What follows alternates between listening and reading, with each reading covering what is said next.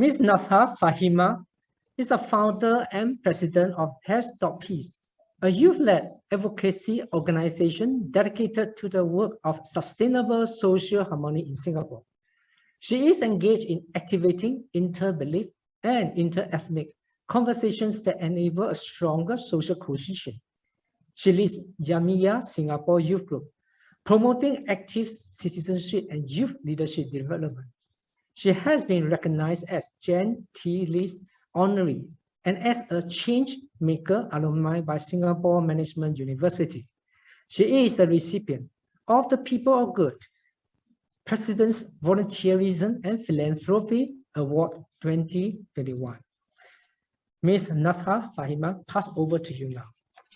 Thank you, Mr. Asia. Thank you to our esteemed speakers. It's really nice to be in this interfaith forum where we are, looking to answer the question of, what is life amidst the COVID pandemic. So today's forum, we hope to cover and discuss really key main points. One is how we deal with fear and anxiety, that arouses during pandemic, and how we do it wisely, and how we cope and face death and loss during pandemic, how to make sense of volatility, uncertainty, complexity, as well as ambiguity that some of us experience during this pandemic, and how do we anticipate the future in time. And I'm sure esteemed speakers also give us some very good advice based on their different faiths on how we can move forward in a positive. So with that, we will first invite our first speaker, Master Benjamin Tan, who's also a very good friend. Master Benjamin Tan was ordained as a Zheng Sect priest in China in 2018. He's the council member. He's the council member of Interreligious Organization Singapore. He's the chairperson of Eunos IRCC. He's a mentor to the third batch of Roses of Peace Ambassador. He's a special council member at the Taoist Federation of Singapore. He's also the prayer and blessing group leader for Taoist Federation Singapore, as well as the youth committee member in Interreligious Organization Singapore. Can we have Master Benjamin Tan, please? Thank you, Fahima.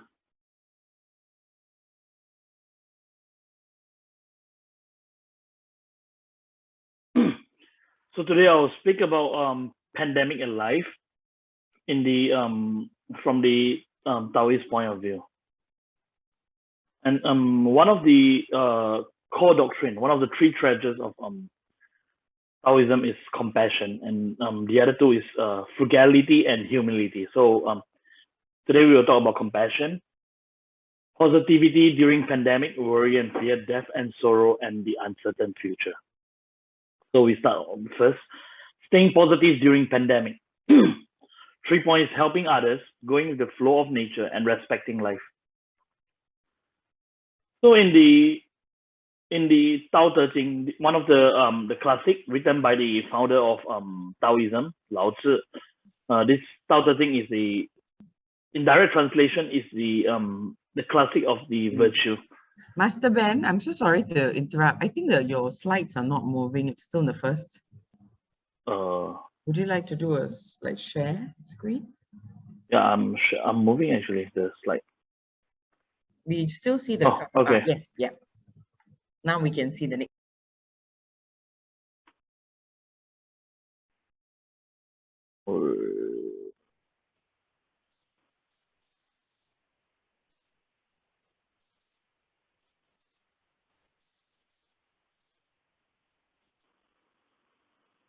Can you see the slide now?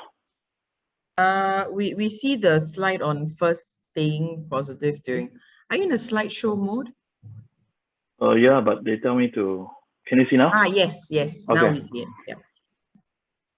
So doing good. Tao Te Ching is the classic the book of virtue. So in chapter 37, doing good and helping others, the Tao of heaven is to take from those who have too much and give to those who do not have enough. So the essence of Tao in Taoism is to keep everything in balance.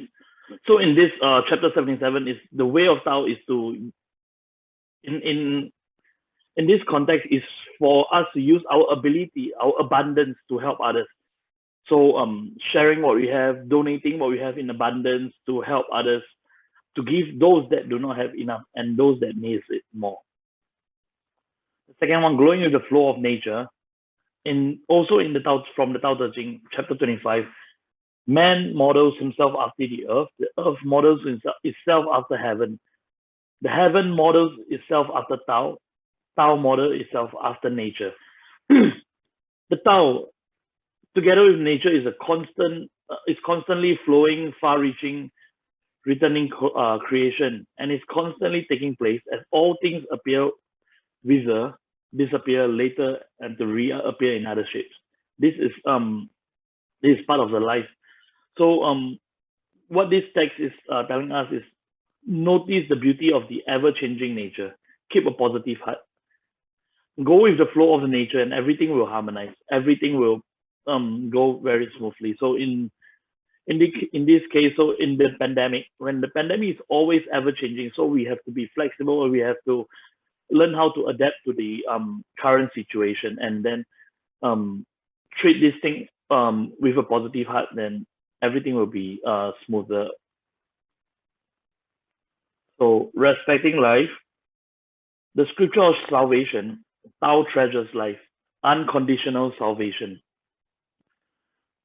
The way of Tao emphasizes very heavily on the importance of life and focus on salvation. And this is one of the basic doctrine of Taoism, respecting and valuing life. Therefore, everyone should respect their own and others' life. In this context for this pandemic, so this respecting life tells us not to give up on life during this pandemic, when we are feeling very down, we are feeling the uncertainty and all these different bad feelings. So this text actually tells us that, to treasure your life and have a positive mindset. Sorry, Master Ben, your slides is not full slides. We don't see it very clearly. Okay. Are you able to use slideshow? Yes, it's actually on slideshow. Yeah, because we see the presenter's view, so the words are very small. Ben, Okay, can you select. Is it ready? Not yet. We don't see it yet. Ben, maybe you select duplicate. You select duplicate on top. Okay, can.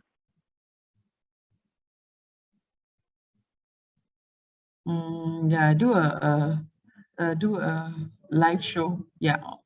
Yes. Yeah. Can you click next? Then we'll check whether. Okay. Yes, better. Yeah. So for the second part, worry and fear. In this, so during this pandemic, taking care of yourself, emotional comforting, providing fellow support, and providing channels for comforting. So we have to take care of ourselves first, to keep ourselves healthy and everything, and then to comfort the emotional support of everyone else and yourself as well, before providing fellow support to the others.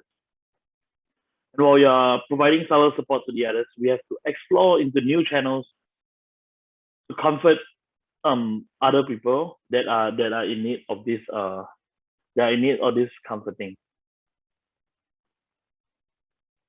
So the third, death and sorrow. During this pandemic, we will there are some people that will face death, and people will mourn on the passing of their the dear one. So Zhuangzi, a very famous philosopher in Taoism, so his wife died, and when Huizi, one of his disciples, went to convey his condolences, he found Zhuangzi sitting with his legs spread out, pouting on the tub and saying, "You lived with her.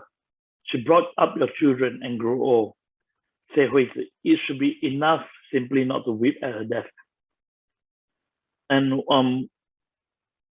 2-3 more of his famous lines: "Do not rejoice life, and do not mourn death, because life and death is part of ever-changing nature.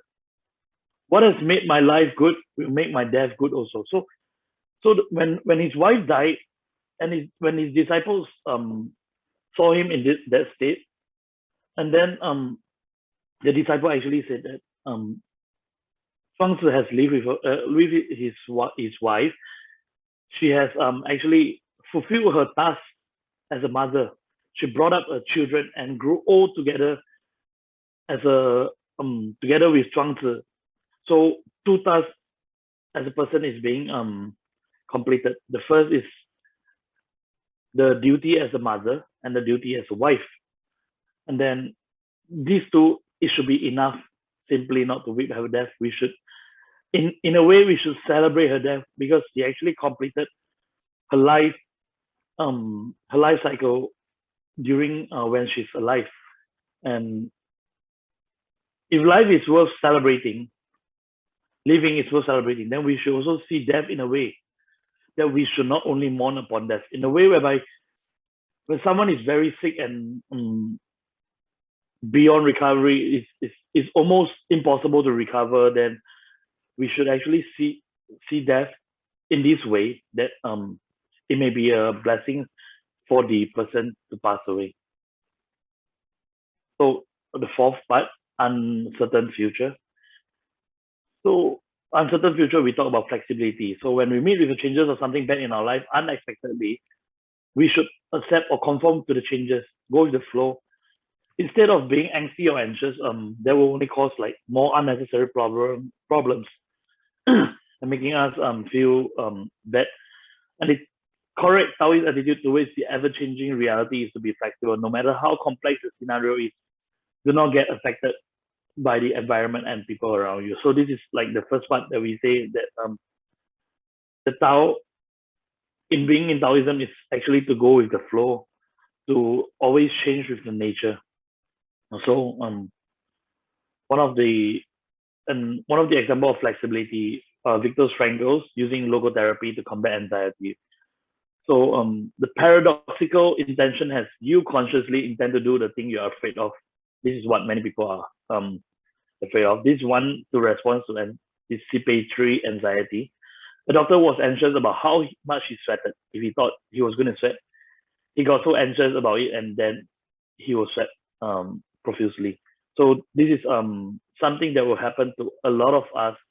So when we think that, oh, something bad is going to happen and this and that, and this thing will really happen, and then we will think of it as, oh, why this thing happened, and think about all those bad things that cause this thing to happen, and how this doctor break the patient's cycle. The patient is actually a doctor as well. So Frankl told the doctor to aim for a paradoxical intention, to sweat as much as possible when he was anxious about sweating. Whenever the doctor felt anxious about perspiring, he flipped the narrative and thought, if he thought I was sweaty last week, I'm going to sweat at least 10 quarts right now. Of course, when he tried to sweat, he couldn't do it.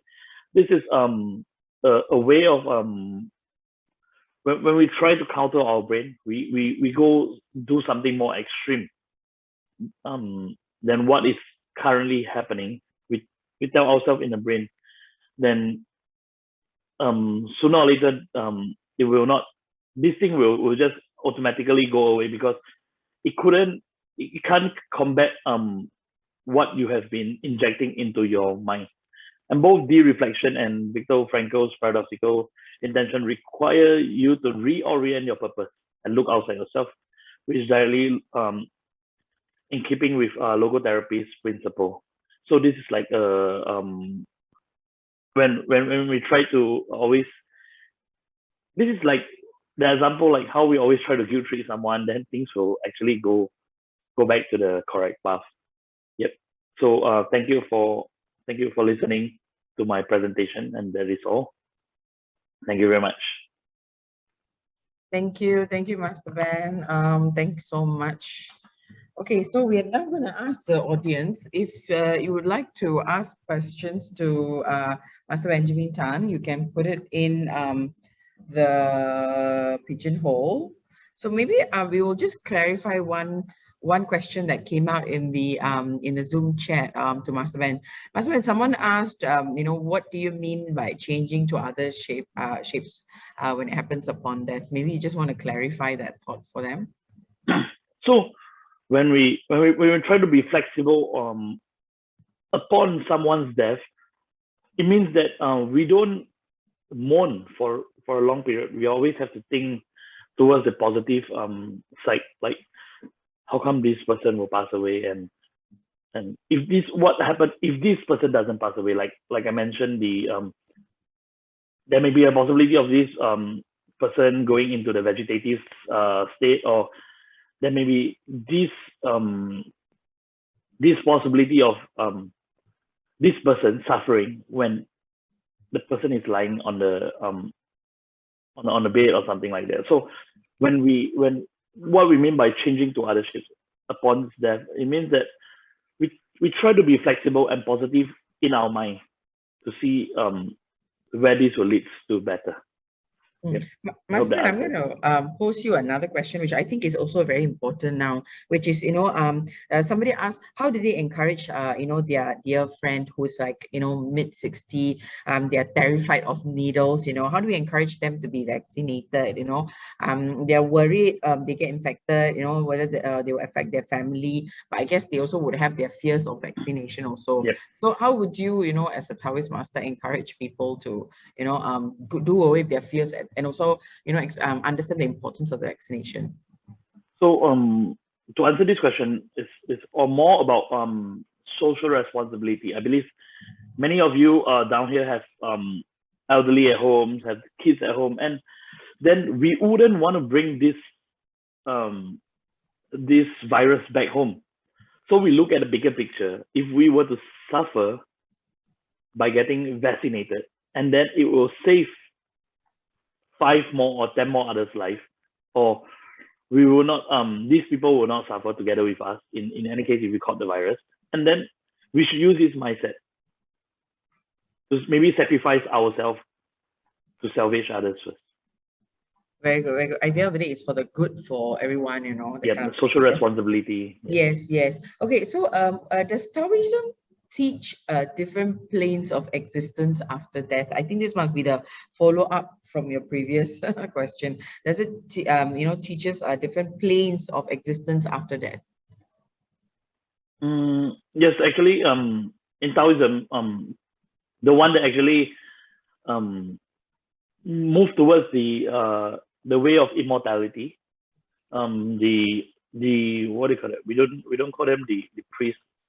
There are some people that actually practice this part. So Taoists believe that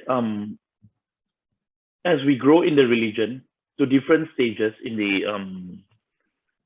the cycle, so we get to go to different places after death. So in the folklore religion, we believe that Taoist priests will become some of the officials and generals in the Hades, but we don't know what is exactly true and how true is that. That is folklore religion. That's what people believe in local tradition. Yeah. Okay, so when COVID came, right, there's apart from the fact that we're coping with the pandemic, there's also a lot of social changes that we need to do. So one of the questions is, how does religion help us to accept all this changing, unfavorable conditions, and then also adjust ourselves to safety measures, quarantine, lockdowns, so how does religion help us to stay resilient during this kind of First of all, as many of our religious leaders here might will know that a lot of these people turn to religion for mental support, because some of the things they want to tell others and some of the things they want to speak to others, they can't do it openly. Right. So the only time they could do it is when they go to places of worship, places the deity, or places the direction of the of where they want to worship, and then they will be able to tell everything truthfully. Thank you. Thanks a lot, Master Ben. Thanks